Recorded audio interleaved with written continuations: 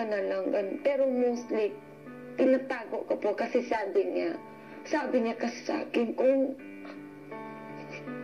sa kanya daw, sa akin daw siya kumukuha daw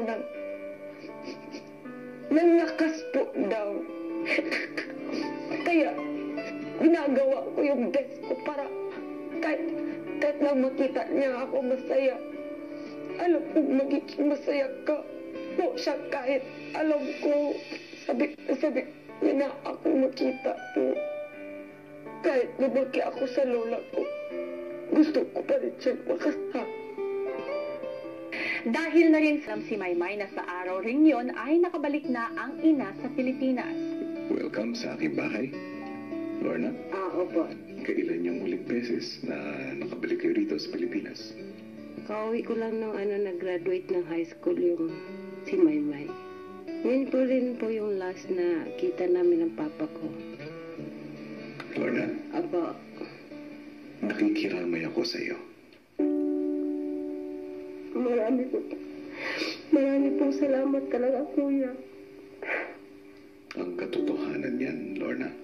Hindi ako ang dapat mong pasalamatan. Isang hamon ang ibinigay ko sa mga housemates ko. Laki rin po na pasasalamat ko sa kanila, kuya. Sobrang paging tulong niyo po. Nakasama ko rin po yung anak ko at nakita niyo pa yung huling araw ng lolo niya.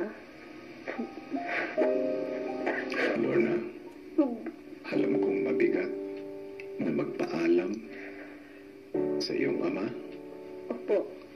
Alam ko rin na mabigat ito para kay Maymay. Pero kung sakaling may magandang bagay, nakakahinatnan ang pagkakataong ito.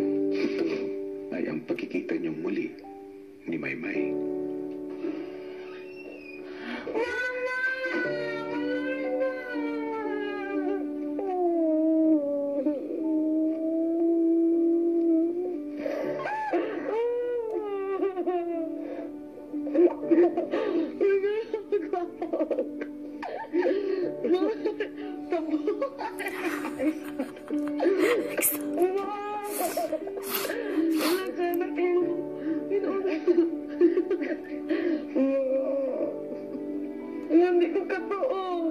Pakilala mo sa akin yung katabi mo.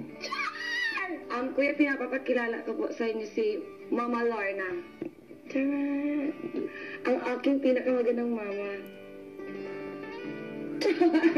Di lang muna ako sa ilong ba? Ayun po, kaya parang, hindi ako makapagkilala. Nandito na talaga sa gosh. Bibigyan ko kayo ng pagkakataon para personal na makapagpasalamat sa mga housemates nang magkasama kayo. Hello, guys! Hello! Ito po si Mama! Hello!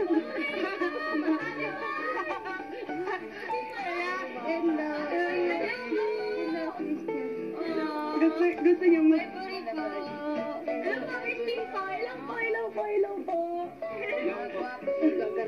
Wala po akong tingin ko. Kilala niya po kami. Nagpapasalamat ako sa inyo lahat. Doon sa task na ginawa niyo. Maraming salamat. At nakauwi ako. Para natin po yung gawa lahat po yun. Gawa niyo lahat. Feeling ko masayahin din po siya pareho ni Ate Maymay. Parang pareho din sila ng ugali. Okay naman. Parang magkapatid din po ba? Nagja-joke po. Lahat maganda. Yung relationship po nila as mother and daughter, parang hindi po nagmamatter yung distance. Parang ang gaan po nung pagkatao niya na parang housemate lang din po siya. And ang warm niya po talaga yung adik ko. Ay, oo. Parang mga housemate na si Mom.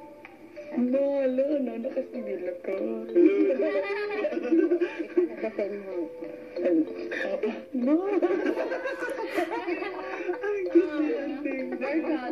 Ano talaga yung kwento sa akin ni Ate Maymay, ganun talaga siya. Just so much better in person. Si Mama.